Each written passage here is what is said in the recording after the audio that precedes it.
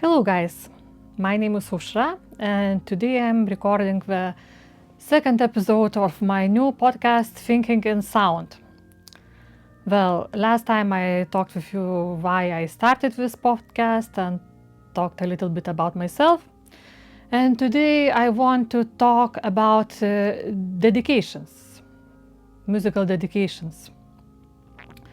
Well, Vidas started to dedicate his compositions to our friend organist, of course, to myself, and most of his compositions were dedicated to somebody.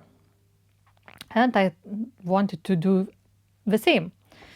So the thing is with dedications.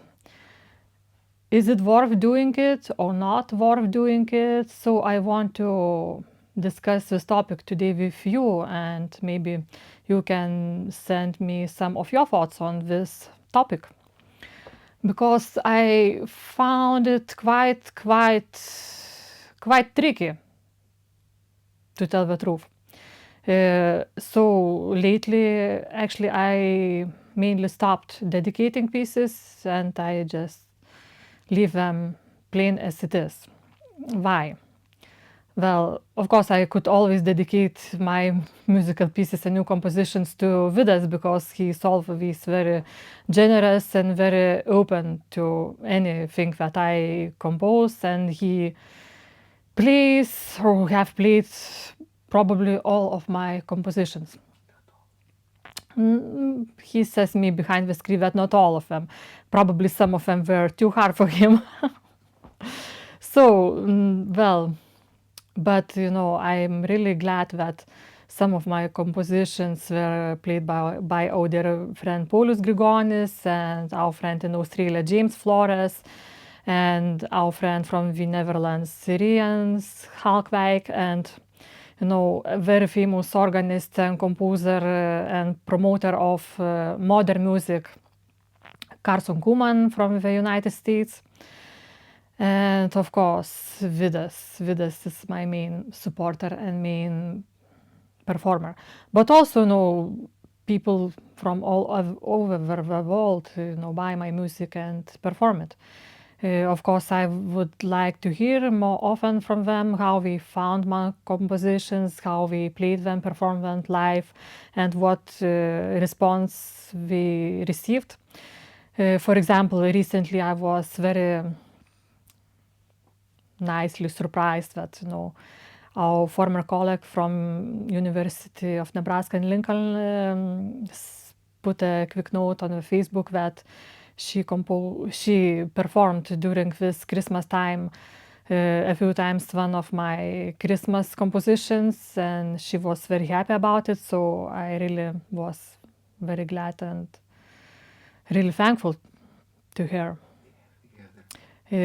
She was, her name is Heather Hernandez, and she lives in Phoenix, Arizona, and plays in a large Catholic church. So anyway, but things not always work really nicely and smoothly with those dedications. Because, for example, one of my, I think, very best compositions I dedicated to one friend of ours, and he never performed it. And I was thinking, was it maybe too difficult, or well, he did not like the tune, or something else.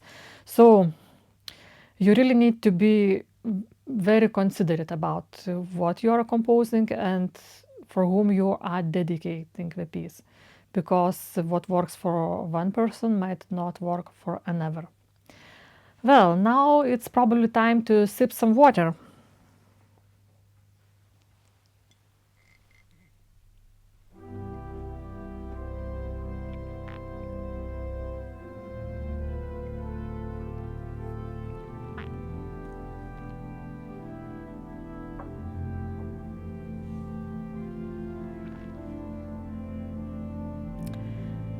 So, let's talk a little bit more about dedications.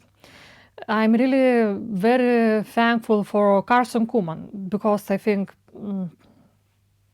man like him does really excellent job in promoting organ and modern organ music, which is quite rare and quite unique, because he records on his YouTube channel 3 different modern pieces every single day.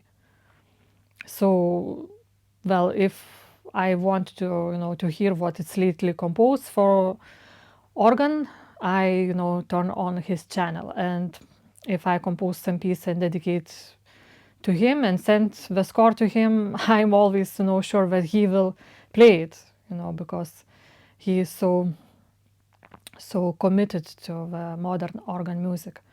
So over the summer I had such a little project. He asked me to compose Pavan and Galliard for his channel, because he was making a long series of Pavan and Galliard. And I did, actually. It was really, really fun. It's really nice, to compose modern music on an old genre. So it's like an old stuff, but it's also a new stuff at the same time. So another composition, which I dedicated to Alejandro Consolacion from the Philippines. He's an outstanding organist and composer. And that was the Christmas Toccata on the Infant Holy. Actually, Infant Holy is probably one of my most favorite Christmas tunes. And, at that time composing that piece, I was at that stage that I wanted, to create something brilliant and splashing and, virtuosic. And after I was done with that piece, I just thought, oh my God, what have I done? Nobody will be able to play it, because I chose the crazy meter, and it was really a challenging piece. Well, anyway, really not one that you could sight read on the spot. And I thought, since the Holy Infant is an old Polish carol, and Poland is a Catholic country, and this carol is also very popular in Lithuania, because for many centuries Poland and Lithuania shared a commonwealth country. So I thought, what, among my friends, organists and colleagues organists, do I have really good organists, virtuosic organists, and Catholic organists? Because I thought, in order to play that piece, you probably should be committed Catholic and, virtuoso too. And I dedicated this piece to Alejandro, and I was so grateful. He performed it, and it was just wonderful, wonderful, wonderful. And I'm really very thankful for it, because I don't know. I'm not sure if, somebody else will play this piece in the nearest future. Well, maybe Vidas. But I have to, to turn his arm on that.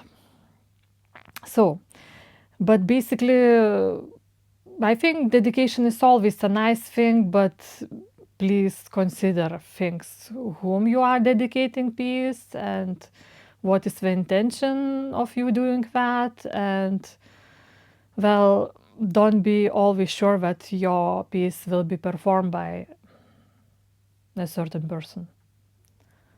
So I hope that this podcast was useful to you, and that it,